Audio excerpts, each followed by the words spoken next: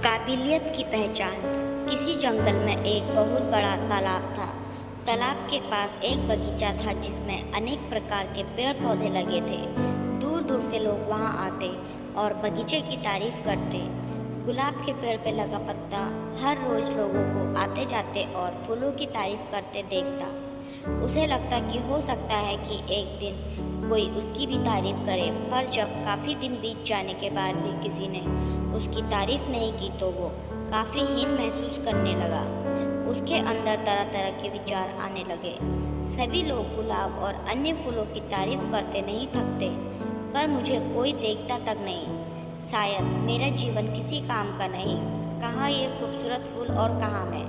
और ऐसे विचार सोचकर वो पत्ता काफ़ी उदास रहने लगा। दिन यूं ही बीत रहे थे कि एक दिन जंगल में बड़ी जोर जोर से हवा चलने लगी और देखते देखते उसने आंधी का रूप ले लिया। बगीचे के पेड़ पौधे तहस नहस होने लगे। देखते देखते सभी फूल जमीन पर गिरकर निढाल हो गए। पत्ता भी अपनी शाखा से अलग हो गया और उड़ते उड़ते तालाब में जा गिरा।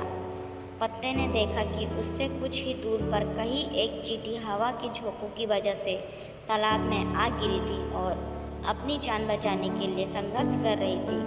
चींटी प्रयास करते करते काफ़ी थक चुकी थी और उसे अपनी मृत्यु तय लग रही थी कि तभी पत्ते ने उसे आवाज़ दी, घबराओ नहीं, आओ मैं तुम्हारी मदद कर देता हूँ। और ऐसा कहते हुए अपने ऊपर बैठा लिया। आंधी रुकते रुकते पत्ता तालाब के एक छोर पर पहुंच गया।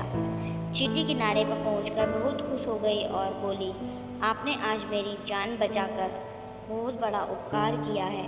सचमुच आप महान हैं।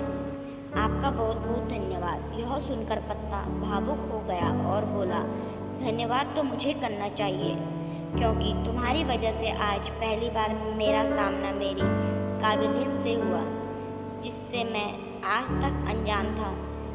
आज पहली बार मैंने अपने जीवन के मकसद और अपनी ताकत को पहचान पाया हूँ। तो दोस्तों, ईश्वर ने हम सभी को अनोखी शक्तियाँ दी है। कई बार हम खुद अपनी काबिलियत से अनजान होते हैं और समय आने पर हमें उसका पता चलता है। हमें इस बात को समझना चाहिए कि किसी एक काम में असफल होने का मतलब हमेशा के लिए अयोग्य होना नहीं है।